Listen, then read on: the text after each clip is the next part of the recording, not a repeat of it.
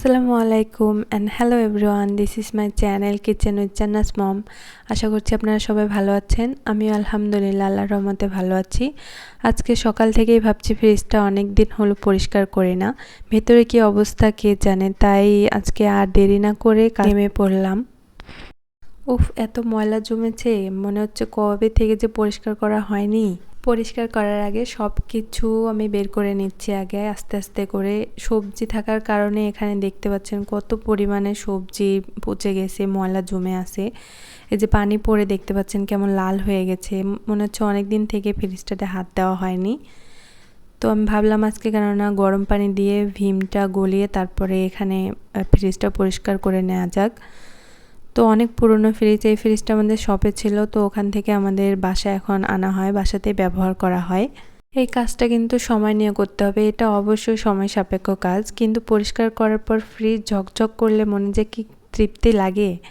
তাই আজকে খুব ভালো করে ঘষে মেজে নিচ্ছি যেন একদম ময়লা একটুও না থাকে।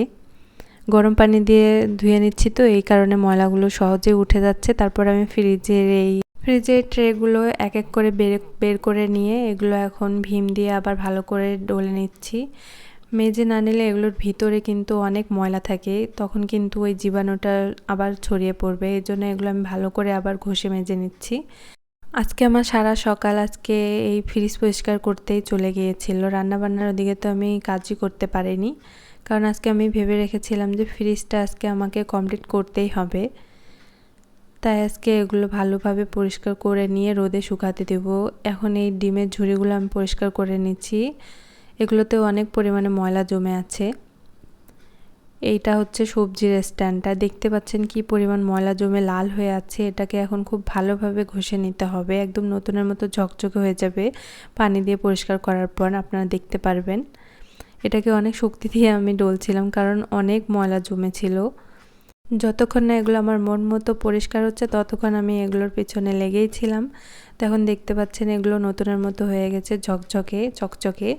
এই ডিমের ঝুড়িটা আমি মেজে নিচ্ছি, এখন ধুয়ে নিচ্ছি। এগুলোকে আমি রোদে শুকাতে দেব, কারণ ছায়াতে রাখলে এগুলো শুকাতে অনেক টাইম লাগবে। ফ্রিজ পরিষ্কার করার আগে অবশ্যই ফ্রিজের মেন লাইনটা বন্ধ করে নিতে হবে, কারণ বলা যায় না ইলেকট্রনিক জিনিস কখন কি দুর্ঘটনা ঘটে। এর জন্য আগে সাবধানতা অবলম্বন করতে হবে। ওদিকে আমার বাচ্চাটা ঘুমাচ্ছিল, এই জন্য আমি শান্তিভাবে কাজ করতে পারছিলাম, কারণ ওই ঘুম থেকে উঠলে আমি আর কোনো কাজ করতে পারবো না। আর এই সবজির বক্সটা পরিষ্কার করতে আমার সবচেয়ে বেশি কষ্ট হয়েছে, কারণ ফ্রিজের পানি পড়ে সবজি পচে এখানে জমে শুকায় গেছিলো। আর সেটা উঠাইতে আমার অবশ্যই ভালোই খাটনি করতে হয়েছে। দেখতে পাচ্ছেন আমি কিভাবে জোরে জোরে ঘষে পরিষ্কার করে নিচ্ছি, কারণ এটা পরিষ্কার না করা পর্যন্ত আমার মনে শান্তি লাগবে না। এই জন্য আমি এটাকে সময় নিয়ে ভালোভাবে ঘষে মেজে পরিষ্কার করতেছি। এটাতে অবশ্যই শক্তি অ্যান্ড সময় দুটাই লেগেছিল। এটা কিন্তু কষ্ট করার পরে বুঝতে পারবেন যে ফলাফলটা কীরকম আসে। তো আমি এটাকে খুব ভালোভাবে ঘষে মেজে নিচ্ছি। আচ্ছা, তো এই পর্যায়ে এসে আমি আপনাদের সাথে একটা কথা শেয়ার করতে চাই। আমি কিন্তু খুবই ছোট শহর থেকে বিলং করি। আমি বাংলাদেশের উত্তরবঙ্গের দিনাজপুর জেলার হিলিতে বসবাস করি, এখানে আমার শ্বশুর বাসা। এটা কিন্তু খুবই ছোট একটা শহর, এখানে দেখানোর মতো তেমন আহামরি কিছু নেই। যা আছে তা হচ্ছে যে ইন্ডিয়ার বর্ডার আছে এখানে, এটাই দেখার জন্য সবাই মনে হয় আসে। আমার যা মনে হয় দেখার মতো শুধু এটাই আছে যে আমাদের এখান থেকে ইন্ডিয়ার বর্ডারটা দেখা যায়, আর তেমন কিছু আমার মনে হয় না যে আছে। ছোটোখাটো ক্যাফে আছে, এইসবই। তাই আমার ভিডিওতেও কিন্তু হাইফাই তেমন কিছু থাকবে না। আমি আমার লাইফস্টাইল এখানে শেয়ার করতে আসছি, তো আমি আমার লাইফটা যেরকম সিম্পল আমি সেরকম ভিডিও আপনাদের সাথে শেয়ার করতে চাই। তাই হাই এক্সপেকটেশন নিয়ে রাখলে আমি সেটা হয়তো পূরণ করতে পারবো না। তো এখানে দেখেন কথা বলতে বলতে আমার এখানে ট্রেগুলো পরিষ্কার করা হয়ে গেছে। তো এখন এগুলো আমি ছাদে গিয়ে রোদে দিয়ে আসলাম। তারপরে আমি ঝটপট করে রেডি হয়ে নিলাম, কারণ আমাদেরকে রওনা দিতে হবে আমার মেয়ের ডাক্তার দেখানোর জন্য, কারণ সেটা তো অনেক দূরে। টাইম মতো না গেলে তো তখন ডাক্তারকে আমরা পাবো না। তাই আগে আমরা রেডি হয়ে নিয়ে এখন আমি, আমার মেয়ে, আমার হাজব্যান্ড আমরা এখন চলে যাচ্ছি। সে রাস্তাটা প্রায় 40-45 মিনিট হবে আমাদের বাসা থেকে। অনেকদিন থেকে আমার মেয়েটার সর্দি কাশি জ্বর অনেকদিন থেকে ভালো হচ্ছে না, তো ভাবলাম ভালো একটা শিশু বিশেষজ্ঞ দেখানো উচিত। তো আমরা অটো নিয়ে বের হয়ে গেলাম। এখন আমরা বাজারের ভেতর দিয়ে যাচ্ছি।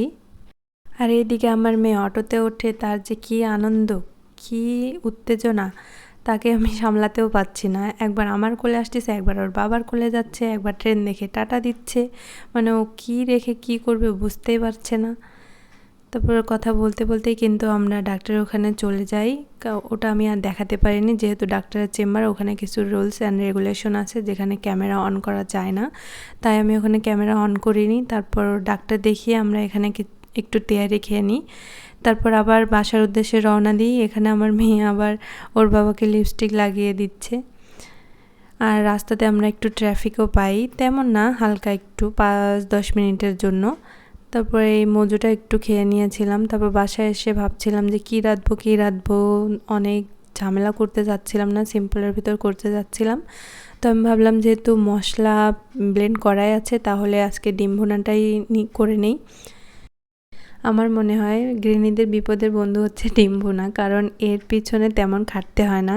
ডিম ভুনা সবচেয়ে ভালো দিক হলো এতে বেশি মশলা লাগে না অ্যান্ড ঝামেলাও হয় না। মশলা ব্লেন্ড করার ঝামেলা নেই, হালকা মশলা দিলেই হয়ে যায়। পেঁয়াজ একটু লাল হয়ে এলে রসুন, আদা, মরিচ দিয়ে, আর আমি আমার একটা স্পেশাল মশলা দিয়ে দিই। দেওয়ার পরে লবণ দিয়ে দেই পরিমাণ মতো, তারপরে একটু বেশি করে হলুদ দেই। দেওয়ার পরে এটাকে খুব ভালো করে কষিয়ে নিই। আর কষাতেই কিন্তু দেখবেন মশলাটার রং চেঞ্জ হয়ে আসবে, তখন ডিমগুলো দিয়ে দিতে হবে। তার মাঝে দেখেন আমি এখানে চিতই পিঠা ঝাল ভর্তা দিয়ে খেয়ে নিচ্ছি। আমি কিন্তু ডিমগুলো মাঝখান থেকে কেটে নিয়েছিলাম যাতে মশলাগুলো ভিতর পর্যন্ত যায়। তারপরে এখানে ঢাকনা দিয়ে দিতে হবে, ধনিয়া পাতা আর কিছু পেঁয়াজ ছিটিয়ে দিয়েছিলাম আমি।